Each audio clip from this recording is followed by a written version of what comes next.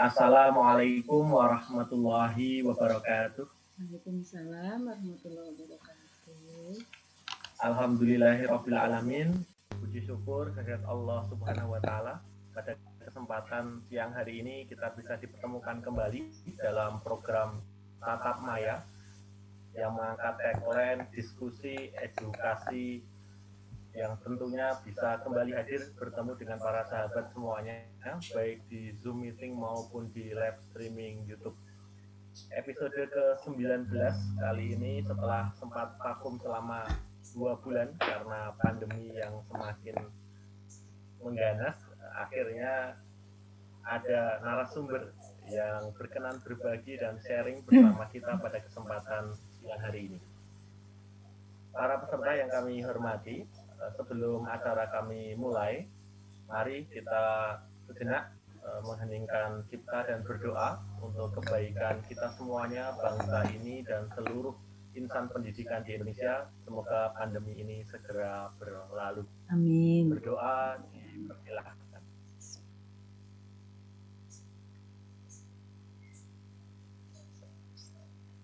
Cukup.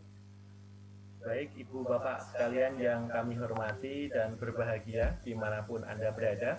Sungguh kesempatan yang luar biasa pada kesempatan siang hari ini kita dapat bertemu secara tatap maya dengan narasumber kita yaitu Ibu Diah Sintorini, Magister Pendidikan. Beliau adalah Ketua MGMP Matematika SMP Kota Tangerang sekaligus pengurus Pusat Matematika Nusantara. Sebelumnya kami sempat mengenal cukup lama gitu ya Bu Diah, kurang lebih hampir 6 bulan selalu bersama dalam program yang dilaksanakan oleh Direktorat GTK waktu itu dalam merumuskan pembelajaran berbasis aktivitas. Pada kesempatan kali ini beliau akan berbagi bersama kita semuanya dengan topik yang menurut kami tidak akan lekang oleh waktu ya, karena ini berkaitan dengan bagaimana kita menyiapkan anak didik kita siap menghadapi tantangan zaman di masa yang akan datang, yaitu terkait dengan keterampilan berpikir tingkat tinggi atau KBTT yang berorientasi PISA. Kalau PISA yang enak itu adalah Pizza Hut dan teman-temannya. Kalau PISA yang satu ini kadang-kadang menjadi sesuatu yang dalam tanda kutip gitu ya, momok bagi pendidikan kita. Karena dianggap kita itu lalu ranking 3 dari bawah begitu sehingga belum menunjukkan hasil yang maksimal. Oleh karena itu, pada kesempatan siang hari ini atas izin dari Bapak Ibu semuanya, Ibu Diah Retno, Diah Sintor ini akan memaparkan materi KBTT berorientasi PISA. Langsung saja Ibu Diah, kami persilahkan waktu secukupnya. Kemudian nanti akan kita elaborasi dengan sesi diskusi dan tanya jawab kepada para peserta yang hadir baik di YouTube maupun di Zoom meeting. Dipersilahkan Ibu Diah. Matur nuwun Mas Ari. Baik, suara saya terdengar Bapak Ibu nggih? Terdengar nggih, Mas nggih? Bisa?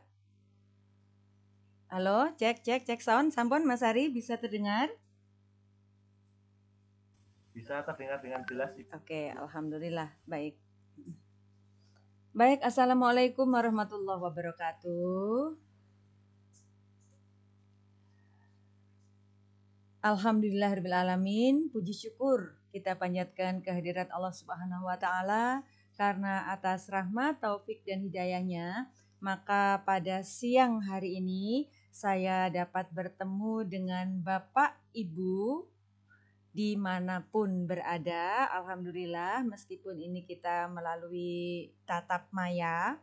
Jadi tatap maya diskusi edukasi teknologi. Ya, alhamdulillah saya bisa langsung ini bertatap muka dengan Bapak dan Ibu meskipun ini melalui tatap maya. Alhamdulillah saya sangat senang bisa bertemu dengan Bapak dan Ibu di sini. Ya, Bapak Ibu nggih. Mengapa saya ingin berbagi? Jadi kita belajar bersama nggih Bapak Ibu. Jadi mengapa saya ingin berbagi tentang keterampilan berpikir tingkat tinggi ini?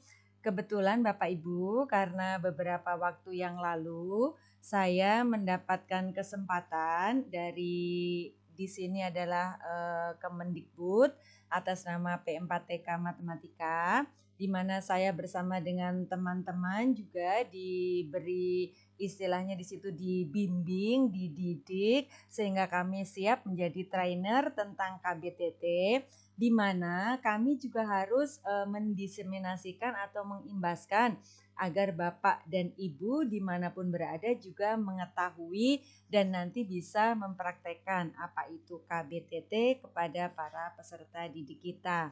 Jadi alhamdulillah di sini saya diberikan kesempatan untuk berbagi sedikit yang saya bisa kepada Bapak dan Ibu semuanya. Ini Bapak Ibu.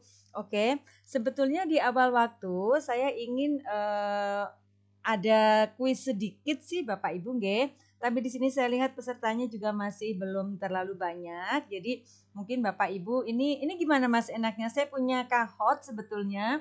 Tapi kalau memang mau ke materi langsung juga nggak apa-apa karena saya lihat pesertanya kan belum terlalu banyak gitu nggih Mas nggih. Jadi mungkin langsung saja nggih ke materi ya. Ya, langsung saja Ibu, Oke, tidak langsung. masalah. Baik, Monggo. langsung ke materi ya. Izinkan saya untuk berbagi. Saya share screen dulu, Bapak Ibu nggih. Oke, baik. Apakah sudah terlihat Mas Hari atau Bapak Ibu?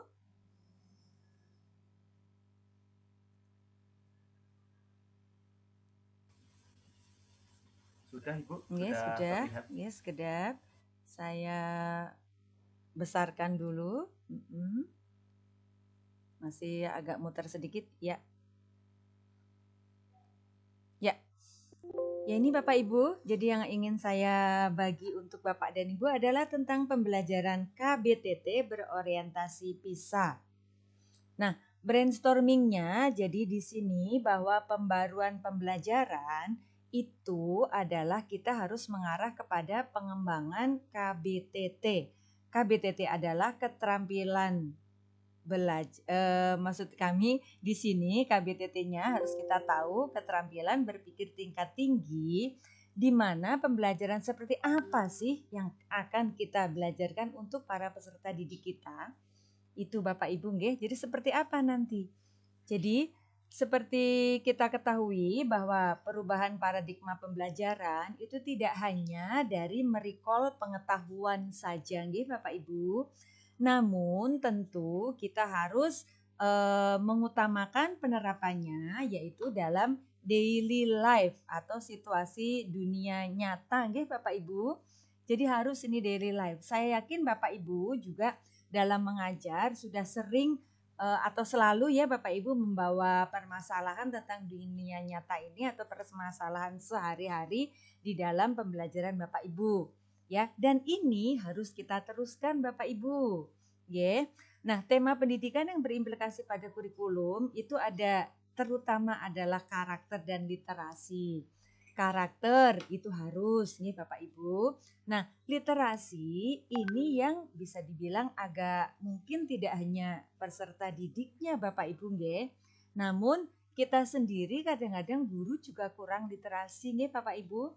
Nah, ini yang harus kita mulai dari sekarang dan juga seterusnya kita aktifkan kembali kemauan kita untuk berliterasi. Nah, yang terpenting juga adalah kecakapan abad 21 Bapak Ibu. Kalau di sini saya menuliskan 4C atau 4C, namun ternyata pada penekanannya nanti ada lebih dari 4 Bapak Ibu nggih. Yang terpenting di sini adalah ada berpikir kritis atau critical thinking, kemudian creativity atau kreativitas, communication atau komunikasi, dan collaboration atau kolaborasi. Nah, inilah yang akan mengarah kepada keterampilan berpikir tingkat tinggi atau KBTT. Nah, Bapak Ibu mungkin sering mendengar tentang HOTS, Higher Order Thinking Skills. Saya yakin Bapak Ibu sudah sangat sering mendengar dan istilahnya membelajarkan di kelas juga. Nah, Bapak Ibu, KBTT ini sekarang kita pakai istilah untuk versi bahasa Indonesianya Bapak Ibu. Jadi HOTS dan KBTT ini sama nggih Bapak Ibu. Jadi mau HOTS boleh atau KBTT keterampilan berpikir tingkat tinggi. Ya, itu Bapak Ibu yang mungkin Bapak Ibu juga sudah sering mendengarnya di sini. Nah, jadi KBTT ini tidak hanya merecall pengetahuan dan penerapan dalam situasi rutin ya Bapak Ibu dengan soal-soal di kelas. Namun, peserta didik harus sudah mampu mengaplikasikan ke dalam situasi di luar sekolah, di luar kelas dengan transfer knowledge ke dalam konteks yang berbeda. Itu yang diminta Bapak Ibu. Nah, siapa yang bisa membimbing siswa kita hingga mampu? Nah, ini adalah tugas kita sebagai guru mereka, nih Bapak Ibu. Nah, di sini berpikir tingkat tinggi ini atau BTT, ya Bapak Ibu, ini di sini ada 3, di mana yang pertama ini problem solvingnya tadi, karena kita harus mengarahkan peserta didik kita hingga mampu memecahkan masalah pada kehidupan sehari-hari. Tentu di sini sebagai transfer knowledge, di sini Bapak Ibu yang harus kita ketahui bahwa semua ranah ini termasuk Bapak Ibu. Jadi semua ranah ini harus kita ambil. Jadi kita berikan kepada anak didik kita. Ya Bapak Ibu, jadi mereka bisa transfer knowledge baik pada ranah kognitif, afektif maupun psikomotor. Nah, juga mereka harus mampu memecahkan masalah atau menyelesaikan masalah. Di sini critical and creative thinking Bapak Ibu nggih, ini harus kita latihkan juga untuk para peserta didik kita. Jadi intinya Bapak Ibu, ini Bapak Ibu nggih, basic skill for daily life. Jadi di sini sebagai nih Bapak Ibu yang hijau di bawah ini, untuk KBTT perlu dikembangkan karena ini adalah mengarah kepada kemampuan dasar untuk terjun pada kehidupan nyata. Itu Bapak Ibu nggih, daily life kita. Nah, jadi kita sebagai guru terutama ini harus memiliki keterampilan yang memadai dalam BTT, berpikir tingkat tinggi, termasuk bagaimana kita nanti agar mampu mengelola pembelajaran yang mengembangkan KBTT sehingga nanti akan dimiliki oleh para peserta didik kita KBTT tersebut. Itu intinya Bapak Ibu, ya. Nah, Bapak Ibu mungkin ingat ini ya, level kognitif taksonomi Bloom, atau kalau sekarang ini ada sekian, ini ada 6 dari C1 hingga C6, itu taksonomi Bloom Anderson. Anderson itu sebetulnya muridnya Bapak Ibu nggih, ini murid dari Bloom ini. Jadi Bloom dan Anderson ada dua orang ini. Di sini kalau Bapak Ibu belum menekankan anak-anak pada menganalisis, menilai dan mencipta, itu artinya Bapak Ibu belum mengarah kepada KBTT. Jadi kalau masih mengingat, memahami dan menerapkan, itu masih dianggap belum kepada KBTT Bapak Ibu nggih. Jadi bagaimana usaha kita supaya nanti bisa mengarahkan para peserta didik kita untuk yang 3 bawah ini nggih Bapak Ibu, menganalisis, menilai dan mencipta. Memang lumayan ya, kita harus sering melatihkannya kepada peserta didik kita karena ini mungkin agak sulit untuk anak-anak kita nggih Bapak Ibu. Itu. Jadi, sekarang saya kenalkan Bapak Ibu tentang asesmen PISA. Mengapa? Karena KBTT itu berkaitan dengan tes-tes yang menguji kemampuan literasi, terutama di sini mengapa asesmen PISA ini disebut salah satu tes yang berkaitan erat dengan KBTT. Yuk Bapak Ibu, kita kenalan dengan PISA nggih. Kalau tadi Mas Ari bilang bahwa PISA yang enak-enak itu ada, jadi Pizza Hut atau yang lainnya nggih Bapak Ibu. Sekarang apa ini PISA nggih Bapak Ibu? Mungkin nanti Bapak Ibu bisa nanti saya berikan juga ini di sini ada linknya, ada video apa itu PISA. Bapak Ibu mungkin bisa nanti menyimaknya sendiri. Namun di sini saya berikan juga garis besarnya apa itu PISA nggih Bapak Ibu. Jadi PISA itu Program for International Student Assessment. Jadi di sini diselenggarakan oleh OECD, di mana ini tujuannya untuk mendorong negara-negara agar saling belajar satu sama lain Bapak Ibu. Jadi saling belajar satu sama lain mengenai sistem pendidikan. Tunggu Bapak Ibu. Nah, Indonesia ikut mewujudkan sistem pendidikan yang inklusif dan memberi kesempatan bersekolah kepada lebih banyak penduduknya, lebih banyak peserta didik ya Bapak Ibu. Nah, apa manfaat PISA? PISA itu kita bisa mendapatkan data-data perkembangan pendidikan secara akurat. PISA juga bisa membandingkan capaian kompetensi kecakapan hidup siswa terhadap standar internasional. Jadi siswa kita dengan standar internasionalnya seperti apa. Kemudian juga saling berbagi pengalaman dan juga praktik terbaik tentang sistem pendidikan semua negara yang mengikuti PISA tersebut. Kemudian kita mengetahui kekurangan apa dalam sistem pendidikan kita sehingga kita bisa memperbaikinya Bapak Ibu. Itu manfaat PISA. Nah, PISA ini diikuti oleh pada tahun 2018 ada 79 negara, Bapak Ibu nggih. Ada 79 negara. Nah, bagaimana sih cara penilaian PISA? Bapak Ibu, sebetulnya yang dinilai ini adalah peserta didik yang berusia 15 tahun. 15 tahun sendiri itu mungkin bisa di SMP, mungkin dari MTS, SMA, MA, atau mungkin dari SMK malah di Bapak Ibu.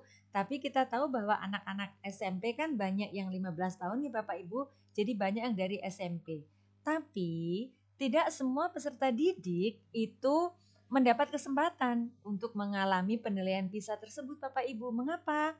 Karena ini dipilih secara metode sampling Bapak Ibu, nggih. Jadi di sini dipilih. Walaupun kemarin yang terbanyak adalah dari Jakarta, DKI Jakarta dan dari Jogja Bapak Ibu. Itu sebagai metode samplingnya. Nah, sekarang ini banyak sekali dari daerah lain termasuk terpilih 400 sekolah. Ini pada tahun 2018 nih Bapak Ibu. Nah, studi PISA itu mengukur kompetensi yang dibutuhkan untuk kecakapan hidup Bapak Ibu. Terutama yang diukur itu ada 3 Bapak Ibu. Jadi mathematics atau matematika, kemudian sains, dan reading atau membaca. Jadi membaca, sains, dan matematika. Itu yang diukur Bapak Ibu. Meskipun juga ditambah dengan keuangan, terus kompetensi global yang lainnya Bapak Ibu. Nah, negara yang berpartisipasi ini secara sukarela. Namun Bapak Ibu, untuk siswa kita, maka yang termasuk dalam metode sampling tersebut misalkan dia ikut, namun dia tidak dinilai secara individu Bapak Ibu. Tapi skornya menjadi bagian dari skor rata-rata nasional. Jadi bukan penilaian secara individu Bapak Ibu. Makanya ini sebetulnya PISA ini mengarahnya nanti ke AKM Bapak Ibu nggih.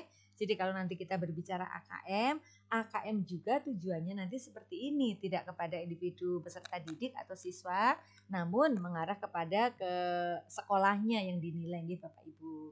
Nah, hasil studi PISA dapat menggambarkan efektivitas sekolah dalam mempersiapkan siswa untuk studi lebih lanjut atau untuk bekerja, misalkan yang dari SMK. Itu Bapak Ibu nggih, seperti itu. Kemudian, nah Bapak Ibu, kita bisa belajar dari PISA. Jadi dari PISA tahun 2018 itu contoh kita guru harus mampu memanfaatkan TIK dalam pembelajaran. Mengapa nggih Bapak Ibu? Jadi dari penelitian pada skor membaca PISA di tahun kemarin, yang terakhir PISA itu penilaian tahun 2018 Bapak Ibu nggih. Ini dari guru yang memanfaatkan TIK, ini kebetulan yang biru ini Bapak Ibu nggih. Dan yang tidak memanfaatkan TIK-nya ini yang bawah, yang orange ini. Ternyata skor membacanya siswa itu 40 poin lebih tinggi ketika diajar oleh guru yang memanfaatkan TIK. Itu ternyata buktinya seperti itu Bapak Ibu. Jadi kita mungkin perlu Bapak Ibu memanfaatkan TIK dalam pembelajaran kita bersama peserta didik nggih. Kemudian yang berikutnya, libatkan siswa dalam pengajaran membaca karena terbukti bahwa siswa yang mengaku sering dilibatkan guru dalam membaca, skor membacanya 30 poin lebih tinggi.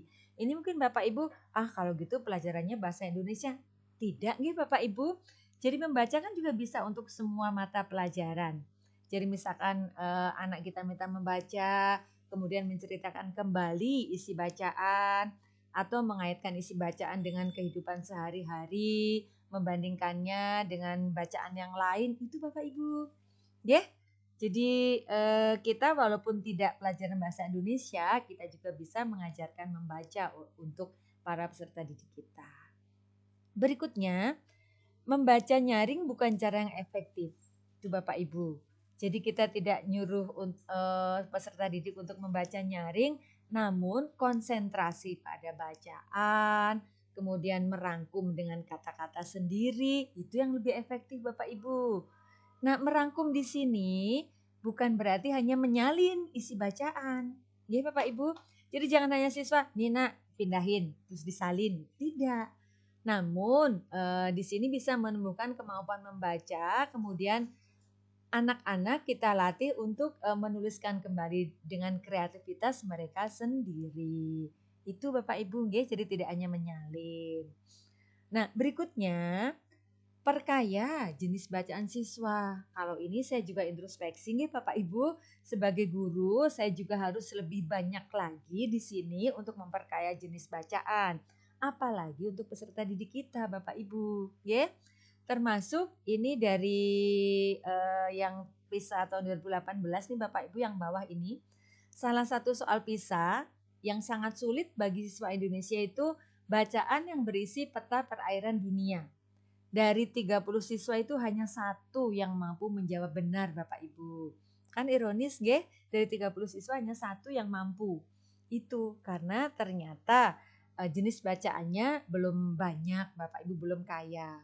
Nah, di sini juga membaca untuk mengisi waktu luang, siswa yang sering membaca ternyata skornya 50 poin lebih tinggi. Itu Bapak Ibu.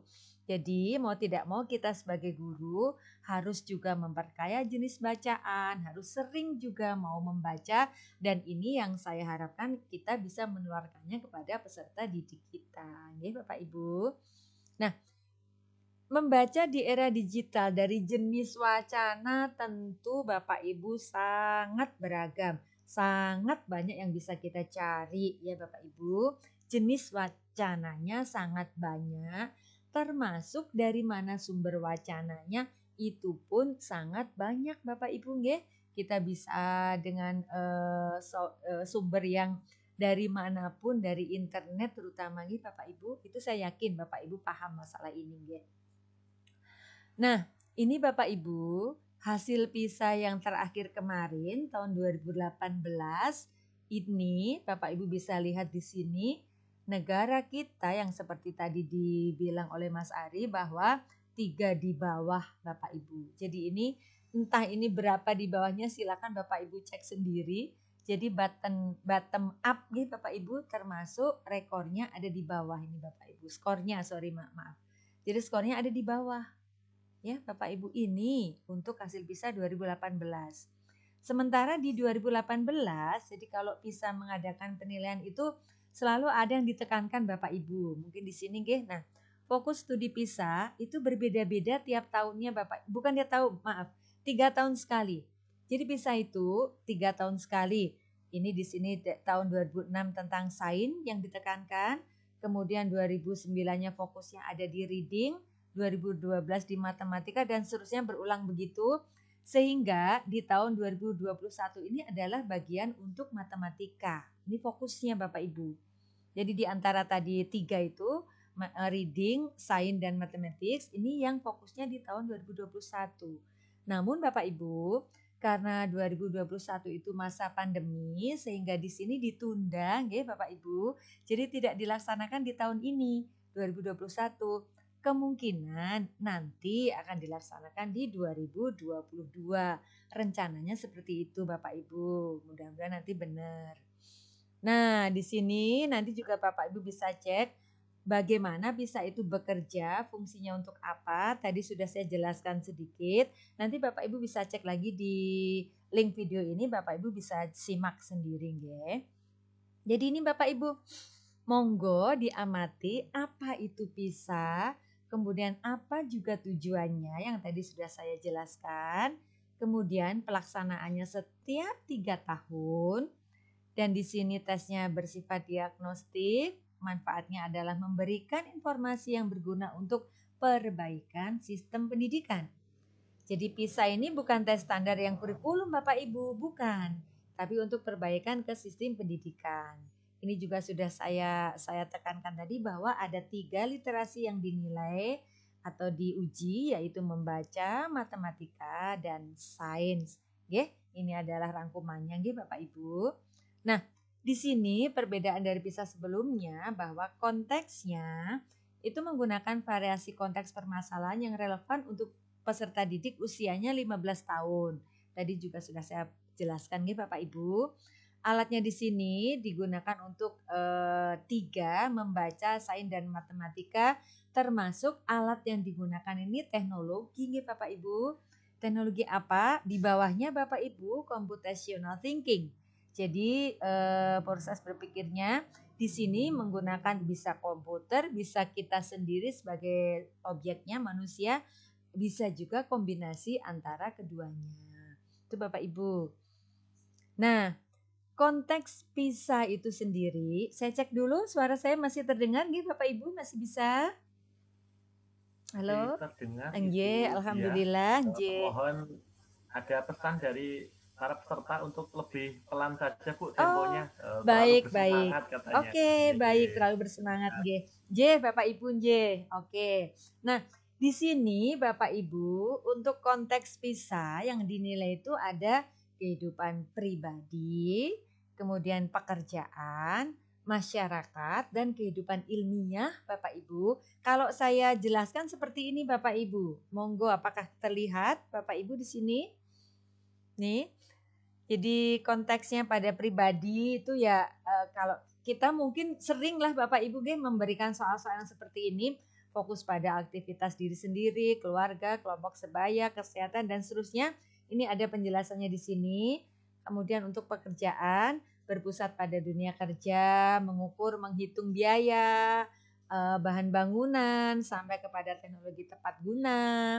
Kemudian masyarakat fokus pada komunitas seseorang, baik itu lokal, nasional atau global, ya Bapak Ibu, dan seterusnya, sehingga ke konteks yang ilmiah berkaitan dengan penerapan mungkin matematika, mungkin topik-topik yang terkait dengan sains, teknologi, dan masih banyak lagi nih Bapak Ibu.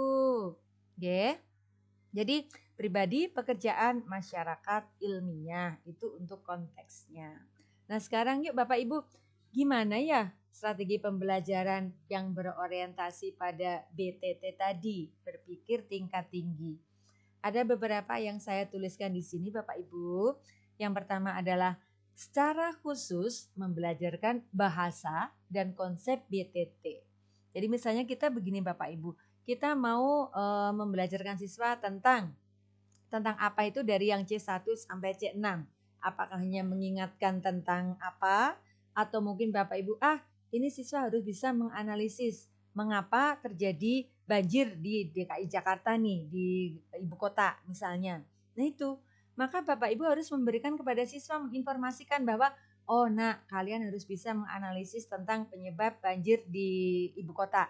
Itu harus kita berikan kepada peserta didik kita, kepada siswa kita. Jadi itu yang kadang-kadang kita tidak memberikan apa yang akan kita ukur Bapak Ibu. Nah itu ternyata membelajarkan ini kita harus berikan informasi tersebut kepada siswa kita. Itu yang pertama nggih Bapak Ibu. Lalu yang kedua, merencanakan waktu untuk diskusi dan mengajukan pertanyaan dalam kelas untuk secara khusus membuka ruang BTT. Artinya begini Bapak Ibu, untuk memberikan pertanyaan-pertanyaan yang mengarah kepada BTT tentu Bapak Ibu nggak bisa seperti tahu bulat dadakan gitu nggak bisa Bapak Ibu. Kalau saya nggih, mungkin Bapak Ibu juga sama. Tapi kita rencanakan dulu apa yang kita tanyakan nanti, apa yang akan kita bahas nanti, apa tujuan kita mengarah kemana nanti.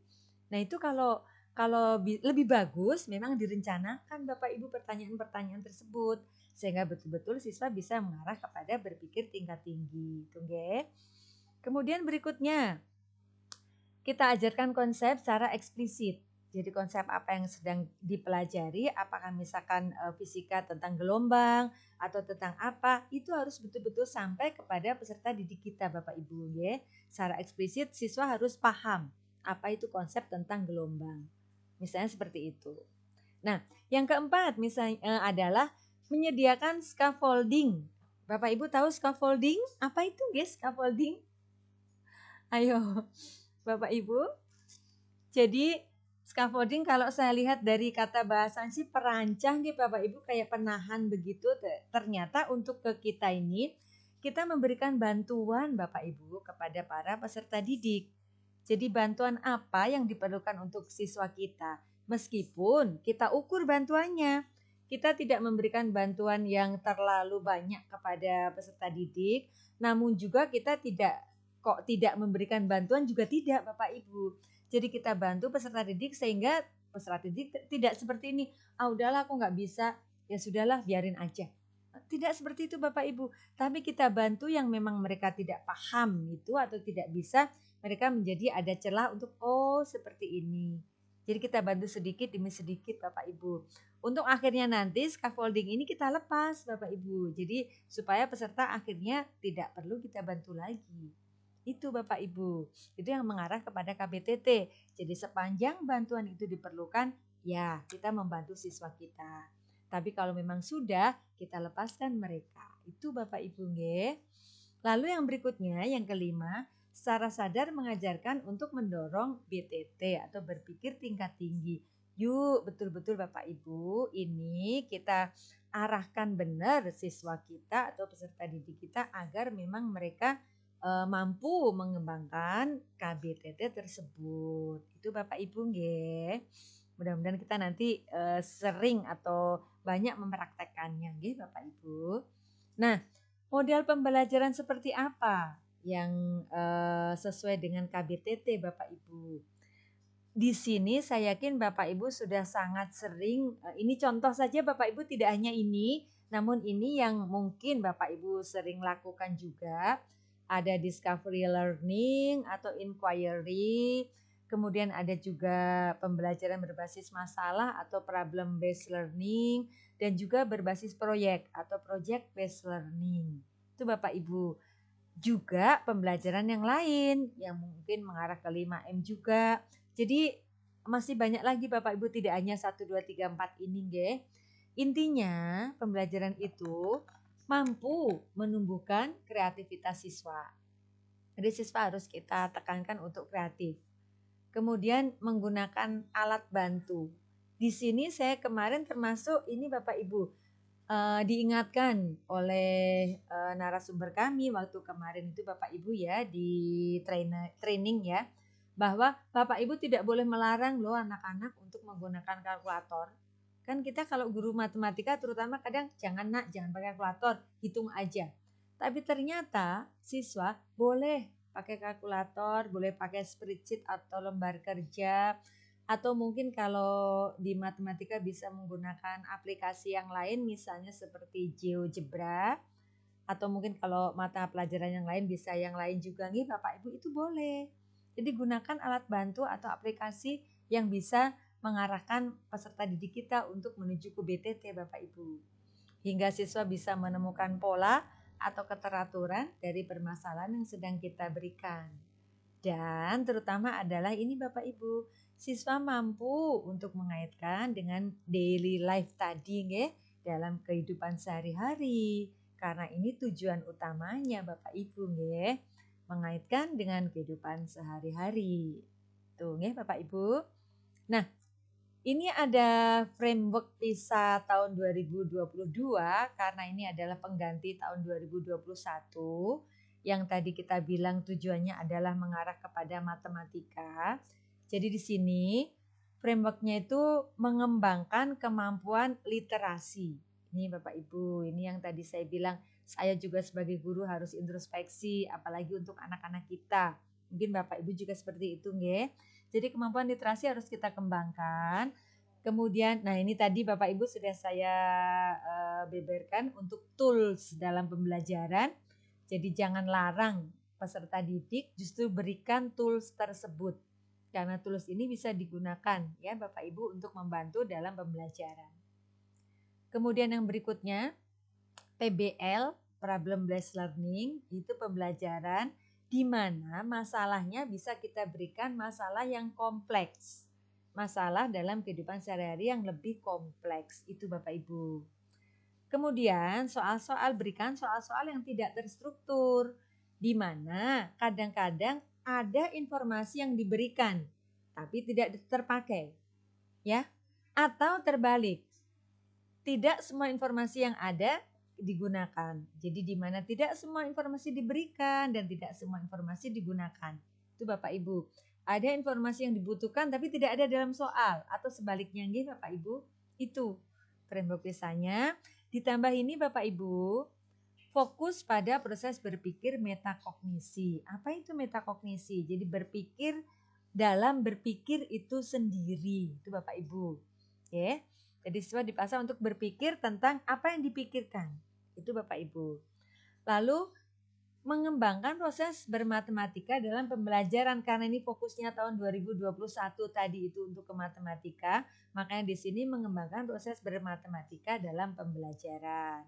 Lalu kolaboratif approach, pendekatan dengan sistem kolaborasi dalam pembelajaran. Itu frameworknya untuk PISA berikutnya nanti ini Bapak Ibu nggih.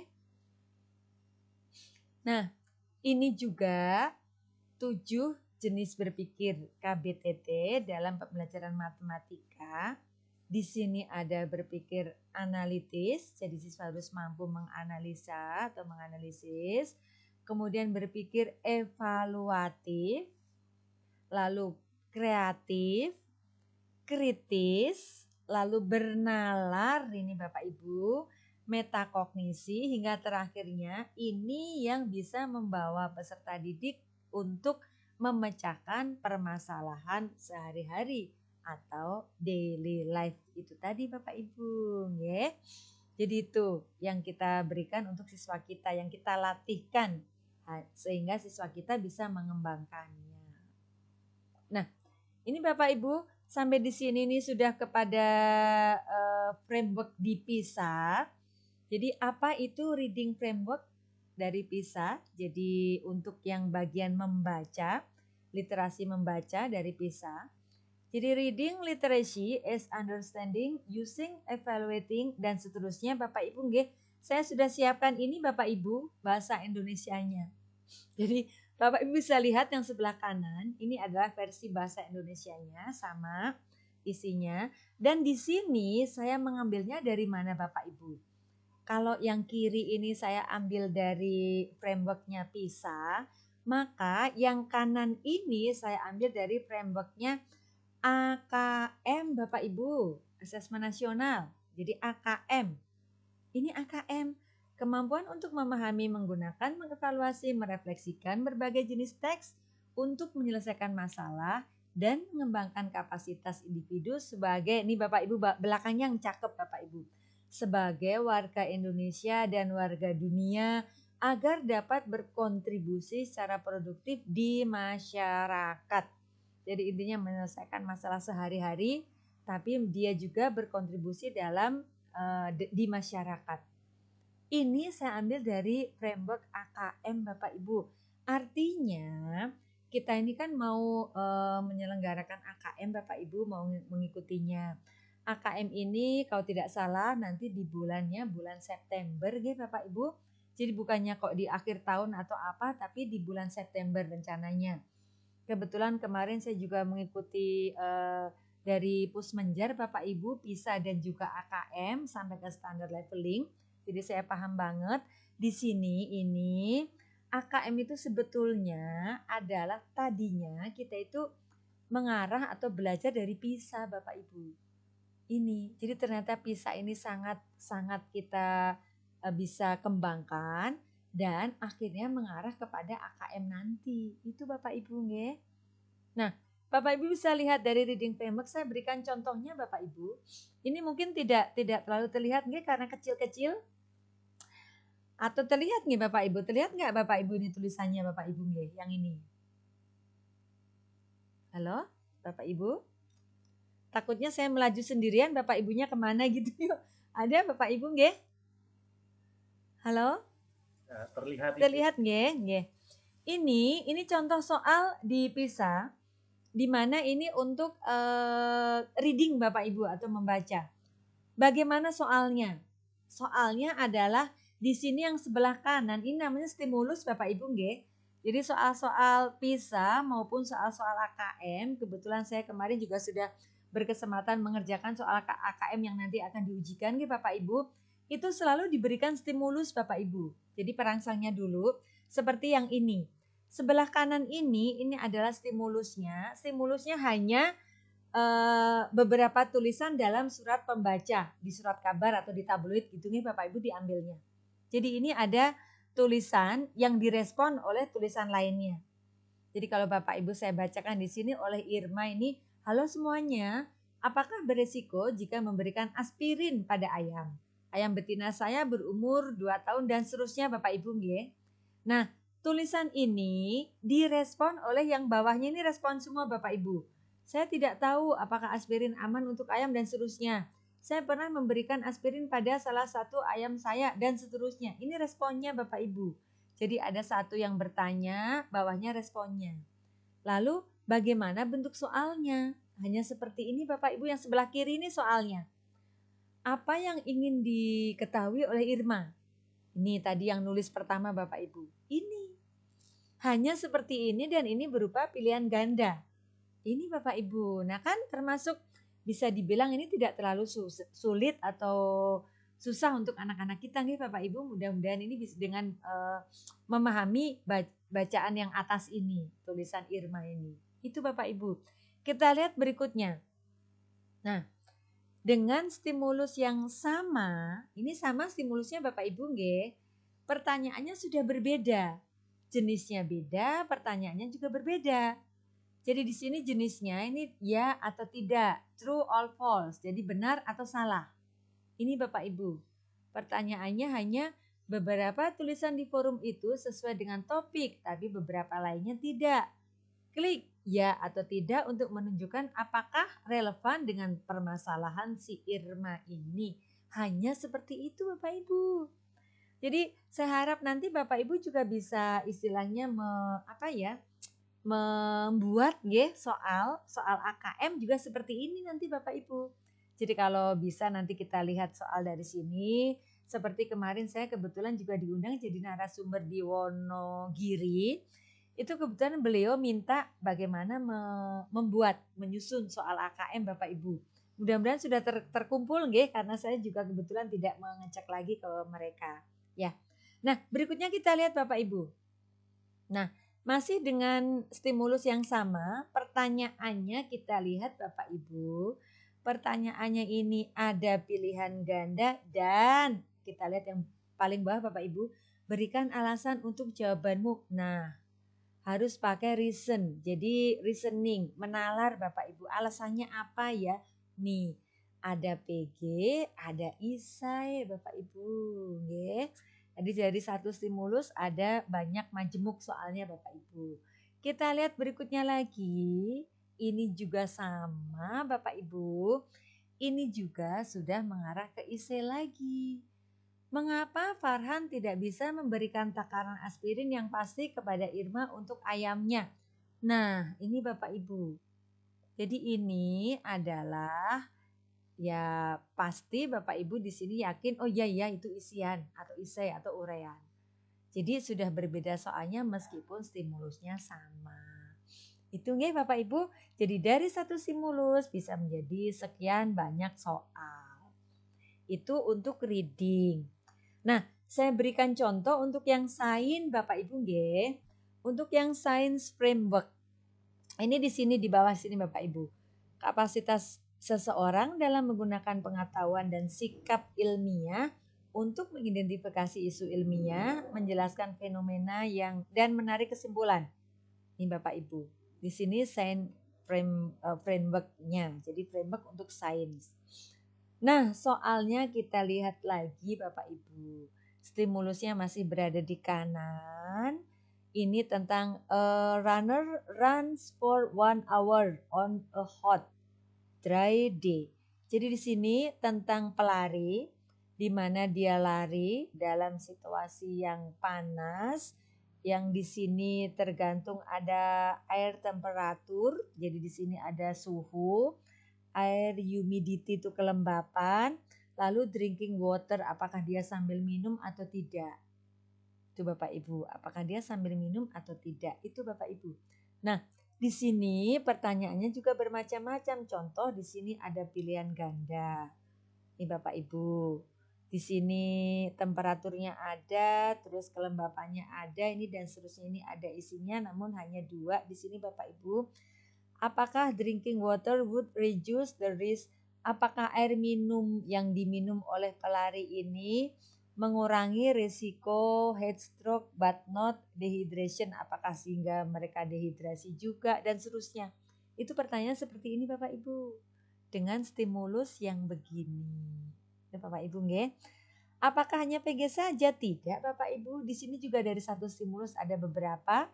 Nih, what is the biological reason? Ada juga isinya. Bapak Ibu nggih. Ini Bapak Ibu ya. Jadi seperti ini soal-soalnya. Ini diambil dari PISA 2015. Ya Bapak Ibu, mungkin tidak saya berikan semuanya. Nah, ini nanti Bapak Ibu bisa lihat lagi. Nah, bagaimana dengan yang matematika? Ini yang matematika Bapak Ibu. Ini juga saya ambil dari AKM-nya. Nah, kenapa yang tadi yang sains tidak ada versi Indonesia dari AKM? Karena kan untuk AKM tidak ada nih Bapak Ibu. Jadi AKM itu hanya mengukur atau menguji ke literasi membaca dan numerasi atau matematikanya ya Bapak Ibu. Makanya saya tidak berikan untuk yang sainsnya karena tidak diukur atau tidak diuji nih Bapak Ibu. Nah, kalau untuk ini AKM-nya yang bawah Bapak Ibu, ini sama juga dengan yang atas. Yang atas bisa, yang bawah AKM dan tidak beda Bapak Ibu. Jadi kemampuan berpikir menggunakan konsep, prosedur, fakta, dan alat matematika hingga akhirnya ini bisa menyelesaikan masalah sebagai warga negara Indonesia dan dunia. Itu intinya Bapak Ibu. Ya, ini untuk matematika. Kalau Bapak Ibu mau melihat soalnya, nanti monggo, ini bisa dilihat juga. Di sini yang saya contohkan tentang smartphone use atau penggunaan smartphone. Ada PG-nya juga. Ini yang kanan adalah stimulus, yang kiri ini soalnya. Ini ada 1, 2, 3 kolom dalam tabel tersebut, di mana kolom D-nya ini kosong. Ini yang ditanyakan Bapak Ibu. Jadi kolom D ini berasal dari kolom B dan C yang diapakan ini. For each country ini diapakan? Apakah B per C atau B ditambah C per C dan seterusnya. Monggo nanti Bapak Ibu bisa lihat ya, bisa dipelajari nggih yang guru matematika terutama. Ini juga sama Bapak Ibu nggih, tapi ini sudah kepada true and false, jadi benar dan salah soal-soalnya. Ya, Bapak Ibu. Ini D-nya sudah diisi, tapi yang ditanyakannya berbeda lagi. Benar atau salah juga. Di sini, ini explain your reasoning. Jelaskan juga penalaranmu seperti apa, alasanmu seperti apa. Di mana ini tadi stimulusnya sudah berbeda lagi ya Bapak Ibu. Kalau ini tadi tabel, di sini grafik Bapak Ibu. Nah, ya. Nah, seperti itu. Ya, ini tidak saya bahas semuanya juga. Nah, monggo setelah ini nanti Bapak Ibu saya punya contoh-contoh soal di PISA. Bapak Ibu nanti bisa cek ke sana atau nanti mau kita bahas atau kita mau mungkin diskusi dulu, karena kalau contoh soal di PISA yang langsung ini seperti ini Bapak Ibu, saya berikan satu dulu nggih. Ini kebetulan karena saya matematika ini kemarin saya ambil matematika, di mana letak kemudahannya nggih Bapak Ibu atau kesulitannya. Itu nggih. Jadi ini ada contoh soal, kebetulan saya juga sudah berkesempatan oleh Pusmenjar kemarin memberikan sosialisasi soal tersebut, di mana peserta didik saya mengerjakannya Bapak Ibu. Ada 10 sampai 15 anak yang mengerjakan. Nanti hasilnya akan sudah diteliti seperti apa hingga akhirnya saya mengikuti untuk standar setting leveling Bapak Ibu. Jadi level anak-anak Indonesia itu seperti apa kalau mengerjakan soal yang ini Bapak Ibu. Ini contohnya begini Bapak Ibu. Di kanan ini ada roti, jadi ini stimulusnya Bapak Ibu. Bahwa untuk membuat sebuah roti manis ukuran jumbo diperlukan bahan-bahannya ini bahan-bahannya Bapak Ibu. Ada tepung terigu 250 gram hingga ke bawah ragi. Kalau di sini saya perhatikan Bapak Ibu, untuk membuat soal itu harus betul-betul kontekstual Bapak Ibu nggih. Seperti ini. Soal ini sangat kontekstual. Saya tahu banget Bapak Ibu mengapa, karena saya juga lumayan sering bikin roti ya Bapak Ibu, saya sering baking. Untuk membuat roti dengan 250 gram tepung terigu, itu kalau saya bikin bisa menjadi 3 atau 4, bahkan 5 roti ukuran agak sedang atau kecil. Makanya di sini betul kalau dibilang ukuran jumbo. Memang betul Bapak Ibu, dengan 1/4 kilogram ya 250 gram tepung betul menjadi satu buah roti ukuran jumbo. Nah kan ini kontekstual banget Bapak Ibu, ya. Nih, hanya kalau saya lihat kontekstualitasnya di sini, ini tidak pakai telur, tidak pakai susu, itu aja sih Bapak Ibu. Tapi mungkin memang roti yang dibuat itu mungkin maunya agak keras, jadi tidak pakai roti atau susu nih Bapak Ibu. Nah, pertanyaannya di kiri Bapak Ibu. Dalam gudang masih tersedia stok bahan-bahan sebagai berikut. Ada tepung terigu 25.000, gula pasir 4.000 dan seterusnya. Pertanyaannya, dengan jumlah stok yang ada di gudang, berapa buah roti manis jumbo yang mungkin dibuat? Ini Bapak Ibu. Jadi kalau bahan yang diperlukan untuk satu roti itu segini, tersedianya segini, berapa yang dibuat? Nah mungkin Bapak Ibu bisa ini menjawabnya nggih? Bisa Bapak Ibu ya? Kalau peserta didik saya kebetulan banyak yang milih gampangnya Bapak Ibu. Mengapa? Di sini 25.000, di sini 250. Kalau dibagi tentu ini hasilnya yang ini Bapak Ibu. Nih. Akhirnya yang 100, udahlah berarti isinya 100.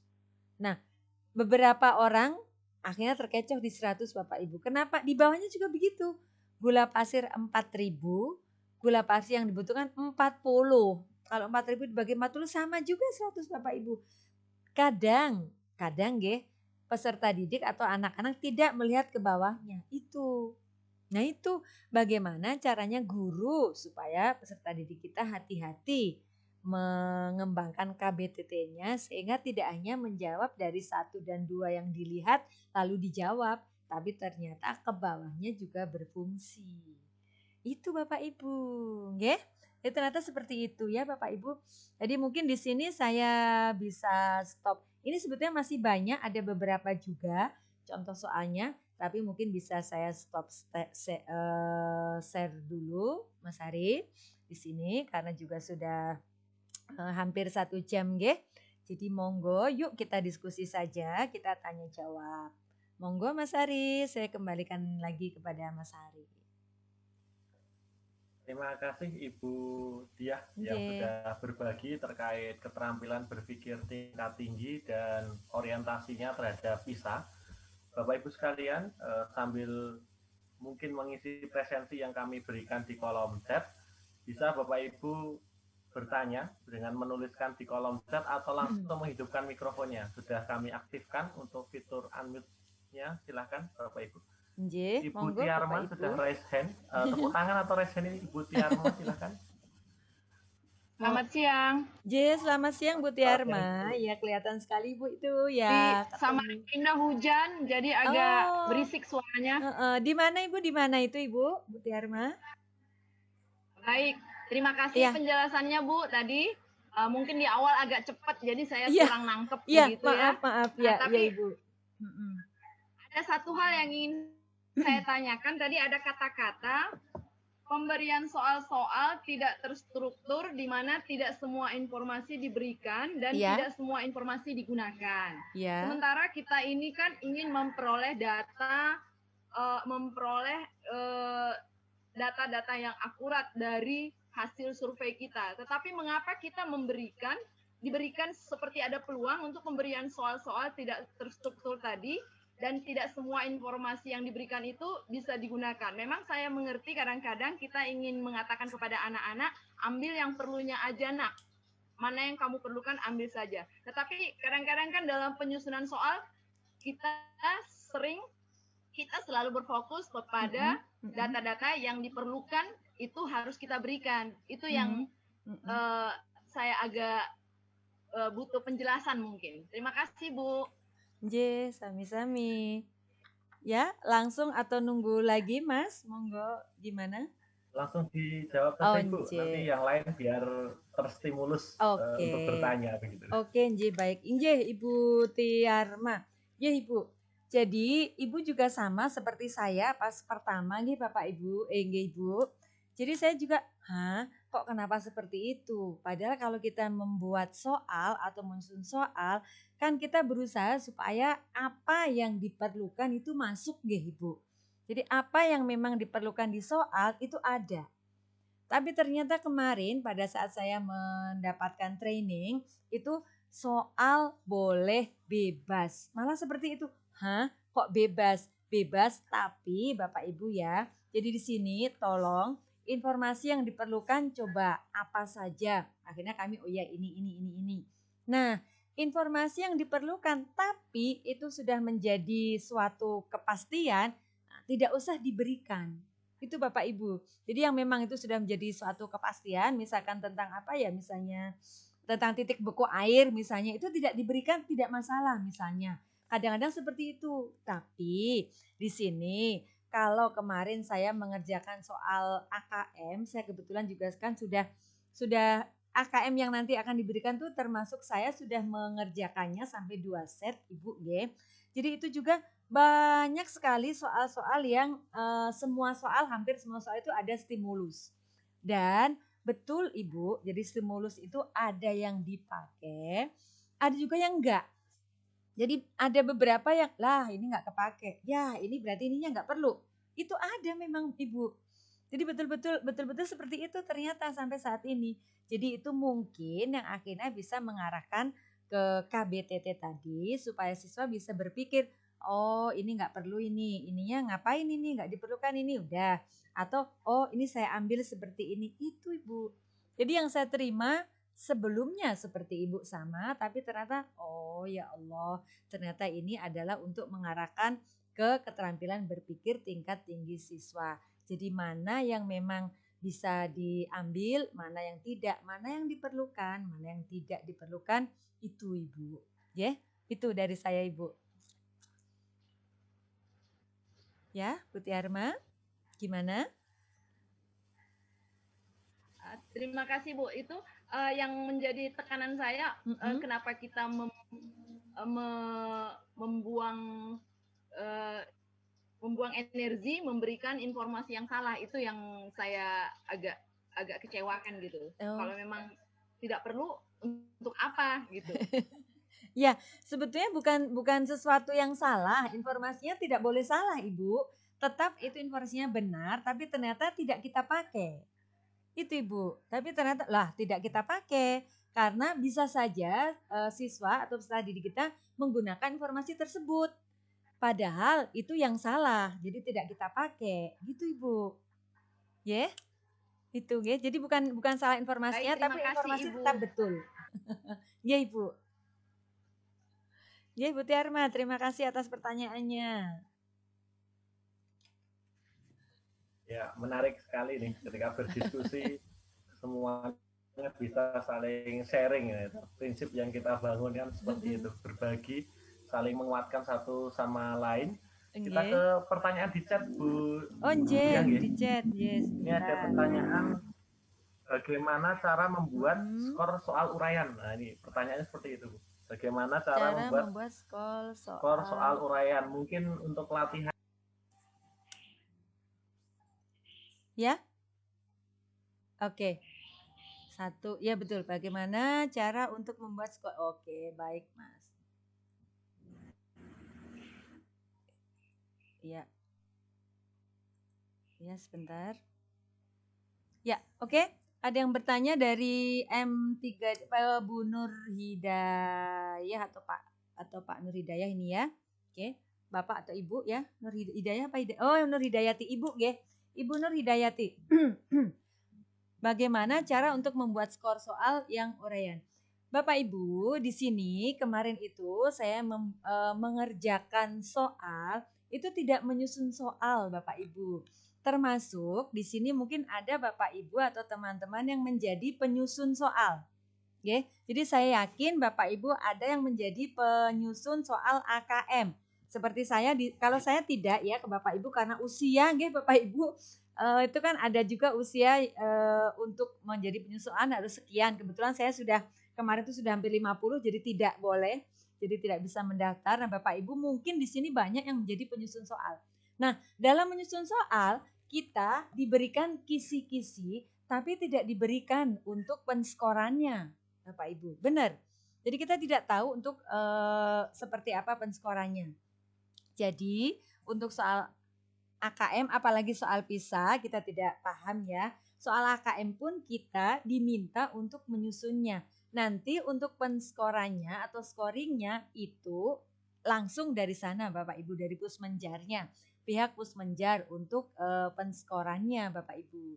Namun Bapak Ibu di sini saya tidak buka sih, saya juga ada kalau memang mau untuk menyusun soal itu bisa Bapak Ibu, misalnya kita menghendaki skor jawabannya itu seperti apa, nanti sampai di sini skornya 1, sampai di situ skornya 2, atau sampai di sini maka skornya 5 atau 10. Itu Bapak Ibu misalnya yang tertinggi 10.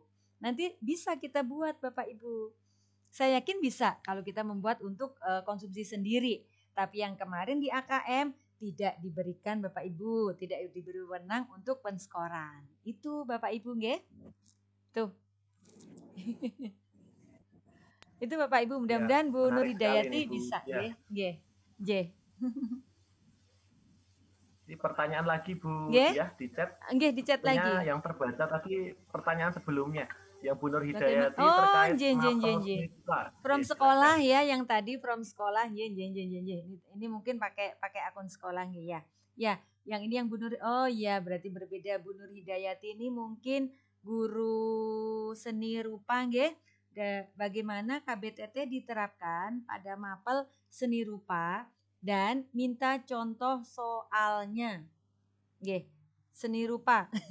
Kebetulan Ibu, kalau saya kan di sini kebetulan bidang studi saya itu matematika. Nah, kalau untuk seni rupa saya juga tidak paham ya untuk indikatornya seperti apa. Tapi mungkin misalnya mungkin begini ya Bapak Ibu, seni rupa itu ada apa nggih? Ada menggambar atau apa nih Bapak Ibu? Jadi misalnya mengetahui tentang kain tenun mana gitu di NTT atau mana gitulah ya Bapak Ibu. Nah, itu bisa saja di KBTT, maka siswa itu bisa turun ke lapangan, Ibu. Jadi turun ke lapangan, siswa itu menemukan seperti apa itu kain tenunnya, kemudian yang dijelaskan seperti apa juga, lalu juga mungkin tidak hanya penjelasan secara mungkin fotonya saja, namun juga secara rinci terbuat dari apa, kemudian ini misalnya nanti akhirnya dijual harganya berapa, atau itu juga bisa termasuk Ibu. Jadi kita bisa ke praktek, ke lapangan, kemudian siswa mencari betul kain, tapi ini tidak ya kalau di masa pandemi, mudah-mudahan tidak ya nanti mungkin kalau di luar pandemi. Jadi akhirnya siswa itu menemukan, oh ada berapa macam ini kain tenun di daerah ini, daerah tertentu tersebut mereka. Nah kain tenun ini terbuat dari apa, warnanya yang biasanya apa saja, ataukah hanya satu warna atau mungkin banyak warna. Terus kemudian ini biasanya digunakan untuk apa kain tenun itu. Seperti itu Ibu. Itu termasuk KBTT banget itu Ibu kalau menurut saya. Ya, itu contohnya ya Bapak Ibu.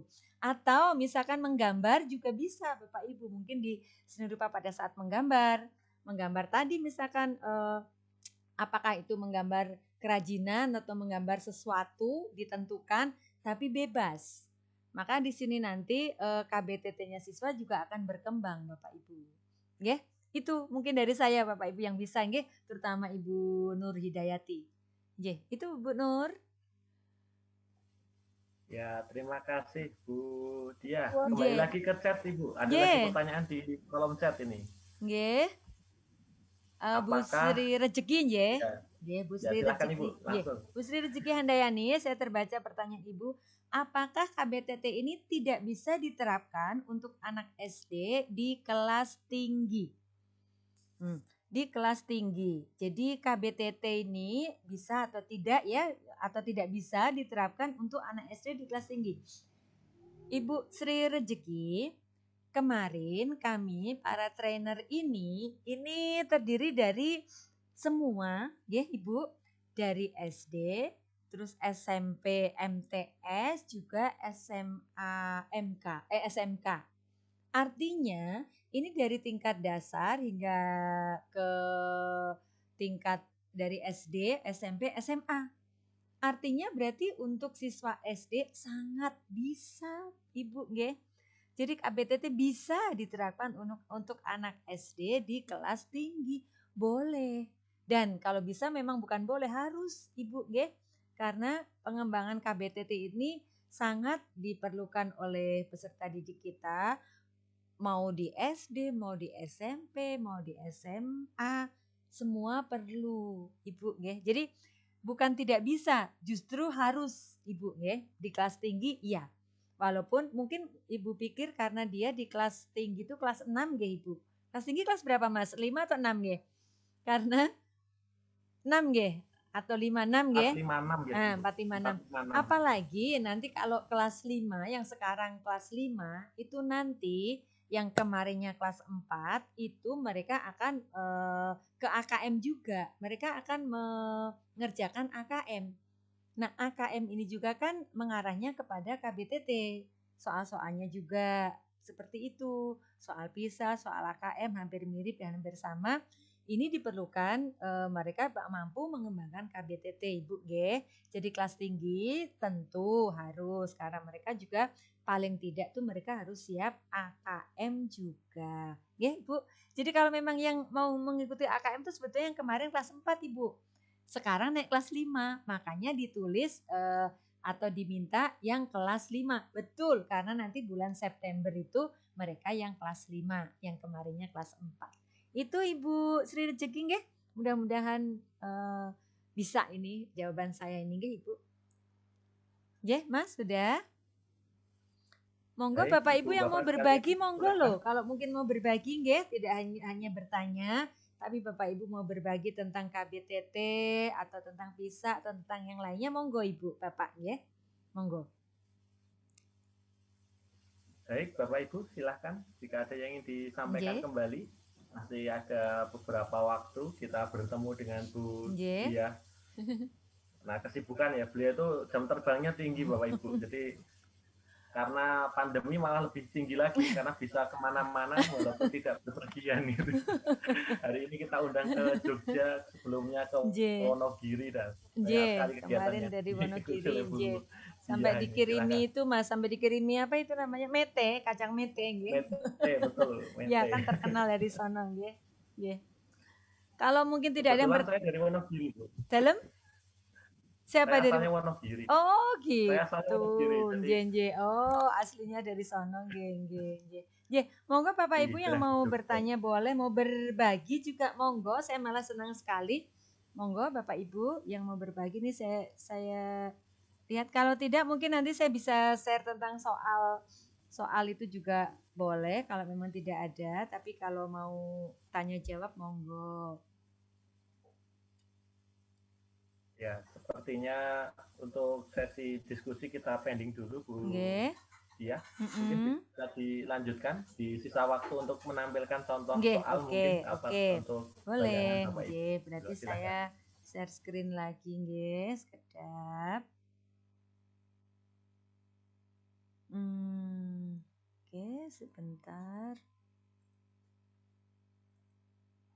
Ya. Sekedapnya Bapak Ibu, saya share screen lagi. Oke. Ya. Baik, ini Bapak Ibu. Oke, masih sudah terlihat nggih Bapak Ibu nggih? Ya, Ibu. Nah, ini tadi melanjutkan rotinya, masih tentang roti. Kemudian ini yang kedua dengan stimulus yang sama tapi pertanyaan berbeda, ini juga sama. Nah, mungkin di sini Bapak Ibu yang di sini. Ini. Kalau ini tidak terlalu mengarah ke matematika meskipun tujuannya adalah ke matematika. Jadi ini tentang hidroponik. Stimulusnya sekarang di sini Bapak Ibu di kiri nggih. Stimulusnya saya taruh di kiri nih. Ini stimulusnya ini gambar yang benar tentang saluran hidroponik ini, tentang pot hidroponik ini di sini. Nih. Ini Bapak Ibu nggih yang sini mudah-mudahan terlihat. Jadi potongan Lego dapat dirangkai menjadi beberapa bentuk seperti gambar di bawah. Ini yang benernya. Lalu dari yang benar ini dibuatlah suatu desain. Desain untuk rak paralon sehingga bisa digunakan untuk hidroponik ini. Nah, pertanyaannya Bapak Ibu, ini sebetulnya juga bisa mengarah kepada siswa berpikir, berapa banyak paralon penghubung berbentuk, ini bentuknya tertentu yang diminta. Salah satu bentuk dari yang ada di sini, bentuknya kan ada beberapa bentuk ini, nggih. Nah, di sini ada salah satu bentuk yang diminta seperti ini. Paralon penghubung yang seperti ini ada sebanyak berapa? Jika untuk membuat rak hidroponiknya 5 baris paralon besar. Itu Bapak Ibu. Nah, saya yakin Bapak Ibu nanti bisa membuat soal AKM seperti ini. Mudah-mudahan nggih Bapak Ibu nanti kalau pada pertemuan berikutnya yuk kita coba kita bikin soal AKM nggih. Jadi ini ada aslinya, kemudian ada desainnya, ada pertanyaannya. Ini Bapak Ibu. Nah, ini kan siswa terus mikir, oh yang seperti ini kalau raknya ada 5 baris paralon, ini berapa ya? Nah, itu akhirnya mereka membutuhkan berpikir yang lebih tinggi untuk bisa menjawab pertanyaan tersebut.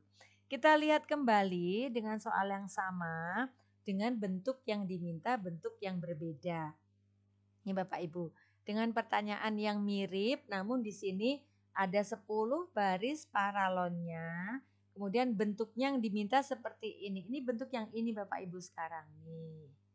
Ini siswa juga mikir. Kenapa mikir? Ada 10 baris. Terus apakah yang baris pertama ini ada bentuk itu atau enggak? Baris kedua ada. Dan seterusnya hingga 10 baris. Lalu yang bawah ini ada atau tidak? Itu Bapak Ibu.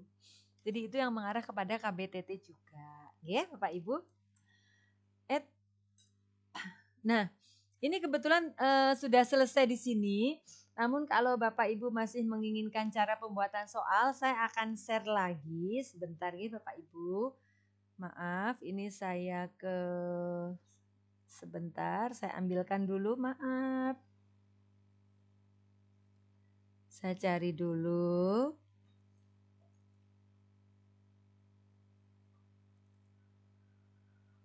Nah, ini Bapak Ibu, sebentar nggih. Sabar.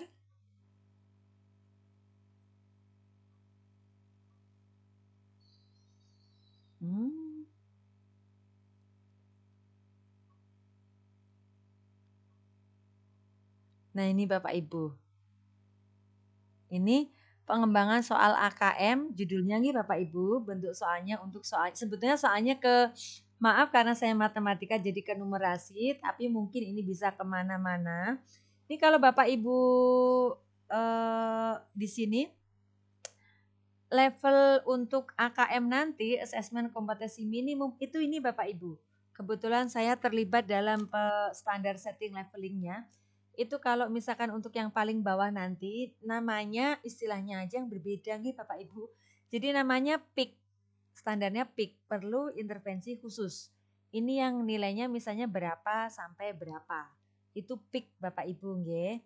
Nanti kalau di atasnya mencapai yang skor di atasnya itu namanya level dasar. Ya Bapak Ibu, level dasar. Lalu diminta kalau bisa sampai ke cakap. Bahkan yang paling bagusnya adalah level mahir. Ini kalau untuk standar setting leveling di AKM Bapak Ibu. Jadi ada PIK, dasar, cakap, dan mahir. Itu nggih Bapak Ibu. Nah, kebetulan kalau soal-soal yang nah ini Bapak Ibu nggih, kalau yang bukan. Nah ini. Nah, ini yang dibikin oleh teman-teman Bapak Ibu. Ini maaf kalau memang ini ke matematika, tapi di sini kan umum nggih Bapak Ibu karena mengenal limas, kerucut dan bola ini matematika, maaf. Tapi di sini ini yang ada, ini ada dulu untuk stimulusnya. Sebuah vas bunga berbentuk limas persegi. Ini Bapak Ibu ada gambarnya. Kemudian diterangkan ini seperti ini, gambar ini. Nah, lalu ini baru mengarah ke pertanyaannya di sini. Tentukan benar atau salah setiap pernyataan berikut. Nah, yang bawah ada lagi memilih Bapak Ibu. Itu. Nah, apakah ini memiliki sekian rusuk? Apakah rusuk tegaknya sama dengan rusuk alas dan seterusnya? Benar atau salah? Yang di sini kebetulan di sininya pilihan ganda lagi. Jadi ada 2 soal di sini Bapak Ibu.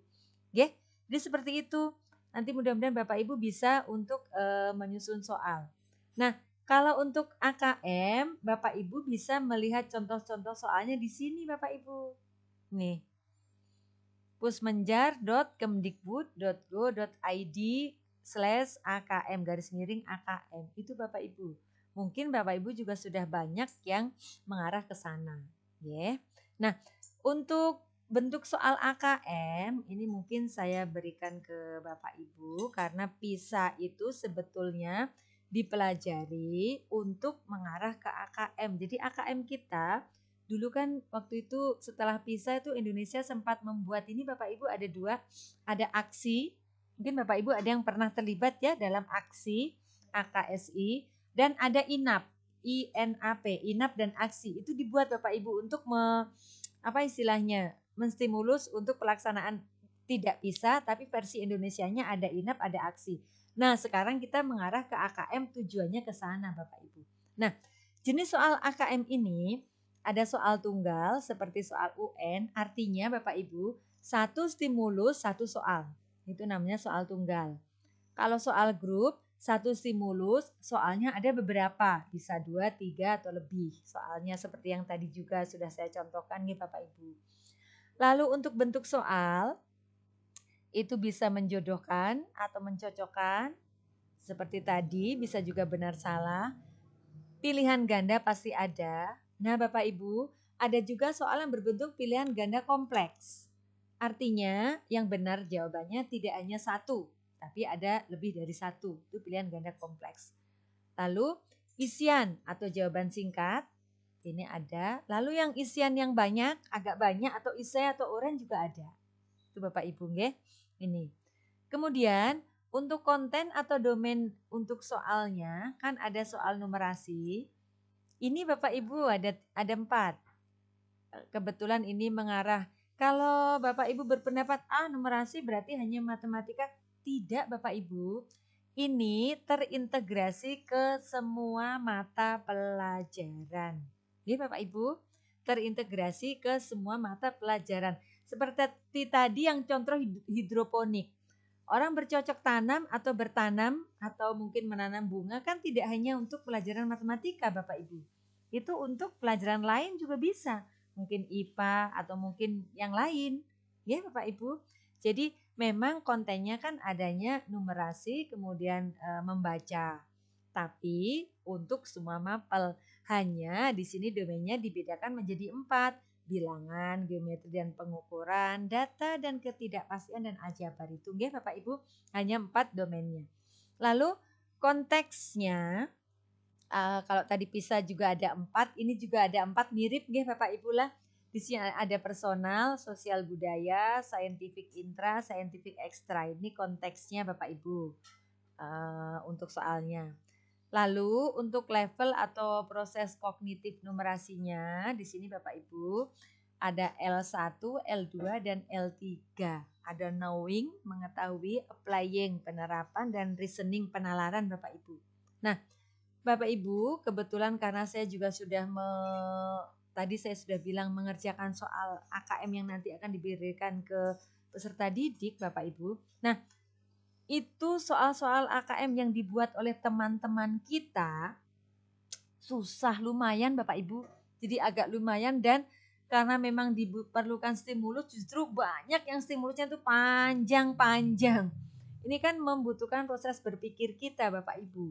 Jadi panjang-panjang termasuk tadi yang ditanyakan Bu Tiarma tadi yang kok ada yang diperlukan ada yang enggak itu juga ada Ibu Bapak ya. Jadi benar-benar bahwa soal tersebut cukup menguras energi nanti untuk peserta didik kita sehingga kita memang mau tidak mau sampai saat ini harus melatih peserta didik kita baik dari soal-soal dari mungkin dari luar yang Bapak Ibu terima atau Bapak Ibu punya juga kalau bisa nanti Bapak Ibu bisa membuatnya sendiri nggih. Yuk kita juga mencoba membuat soal-soal apa itu untuk AKM untuk latihan peserta didik kita sehingga nanti mereka akan terlatih dan mudah-mudahan nanti pada saat mereka mengerjakan akhirnya akan bisa ya Bapak Ibu. Nah itu Bapak Ibu kalau untuk ke belakang-belakangnya nggak usah dulu nggak apa-apa. Jadi sampai sini dulu saya share screen-nya berarti saya stop saja ini materi saya. Berarti insya Allah sudah saya berikan sampai kepada soal-soal AKM contohnya Bapak Ibu. Nggih. Monggo Mas Ari. Baik, terima kasih Bu Diah yang sudah berbagi pada kesempatan Tatap Maya episode ke-19 ini. Ilmu yang dibagikan tentunya sangat bermanfaat dan kontekstual terhadap apa yang akan kita jalani. Meskipun pandemi bukan berarti kita berhenti untuk belajar, berhenti untuk mempersiapkan layanan terbaik untuk anak didik kita. Di September kalau ada AKM atau asesmen nasional, kita sudah bisa mempersiapkan dari sekarang.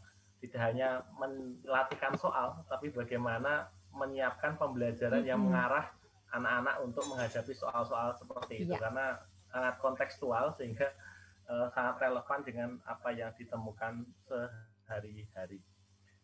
Baik Ibu Bapak sekalian, karena keterbatasan waktu di pertemuan kita siang hari ini, kegiatan akan segera kita akhiri. Namun perlu kami sampaikan, bagi Bapak Ibu yang belum mengisi presensi atau daftar hadir, silahkan untuk mengisi di kolom chat, ada link silahkan digunakan untuk mengisi daftar hadir. Kemudian Bapak Ibu di pekan depan, hari Kamis, jam 1 siang, kita akan dibersamai oleh alumni Wardah Inspirational Teacher ya dari Wardah yang kemarin mengikuti seleksi tingkat nasional, penulis buku Ibu Leni Fitria ya yang akan berbagi pada Ibu Bapak sekalian baik di YouTube maupun di Zoom. Silahkan jika ada waktu luang untuk hadir dan bersama kembali kita menggali inspirasi dari sesama guru atau sesama pendidik sehingga insya Allah kita bisa saling berbagi, mendapatkan banyak manfaat silaturahim di antara kita semuanya. Bagi Bapak Ibu sekalian yang ingin berbagi seperti Bu Diah ataupun yang lain, tadi di kolom daftar hadir sudah ada tulisan dia menjadi narasumber, nanti akan kami hubungi. Ini Mas Ari, maaf ada Pak Muhammad Amin apa itu ada yang siap. Ini ya. Dan yang terakhir sebelum kami akhiri ada Pak Muhammad Amin yang raise hand, dipersilahkan. Monggo. Silahkan Pak Muhammad Amin. Sambil menunggu Pak Muhammad Amin ini juga ada dari Bu Linda nggih Mas, setuju, saya sangat terbantu untuk mengajar prakarya nggih. Ibu, terima kasih Ibu Linda. Sambil ada Pak Novendra. Ya itu orang Tangerang, ya betul Bapak ini Pak Novendra. Selamat ketemu lagi ya Pak Novendra. Nggih, sami-sami Bu. Nggih. Ya, monggo Pak Muhammad Amin. Terima kasih, meskipun saya ini sudah sedikit terlambat karena maklum kami itu masih dalam suasana berduka. Jadi saya melihat ini sangat bagus. Saya kira untuk diaplikasikan ke dalam bentuk-bentuk soal seni budaya. Saya lihat karena ada menggambar, ada hitung-hitungan. Itu bagus sekali. Saya respect sekali, terima kasih. Nggih. Itu saja Bapak, nggih. Ya, itu saja, terima kasih.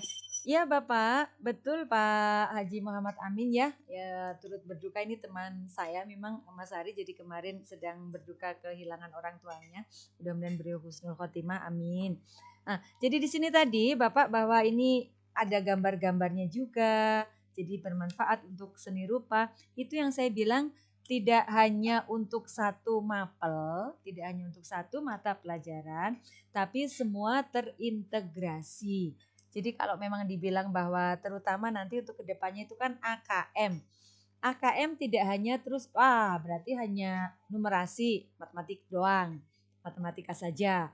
Terus hanya membaca, udah berarti bahasa Indonesia aja. Itu sangat tidak benar nggih Bapak Ibu. Tapi semua mapel terintegrasi ke sana. yang seperti saya sudah contohkan tadi juga, dan juga pasti Bapak Ibu nanti akan mempunyai bisa memberikan contoh-contoh yang lain soalnya, dan bahkan saya harap nanti Bapak Ibu mampu menyusun atau membuat soal-soalnya sendiri dari materi yang Bapak Ibu berikan kepada para peserta didik kita. Jadi tidak hanya ingat bahwa matematika dan bahasa Indonesia sangat tidak, jadi pasti tidak, tapi semua mata pelajaran terintegrasi dan kita berupaya untuk memasukkannya ke situ, ke dalam soal-soalnya. Kita latih peserta didik kita, Bapak Ibu bersama, insya Allah siap nanti ke KKM-nya. Itu Bapak Ibu. Terima kasih Pak Muhammad Amin. Ya Mas Ari, saya kembalikan kembali. Terima kasih Pak Muhammad Amin, Bu Diah, dan Bapak Ibu semuanya.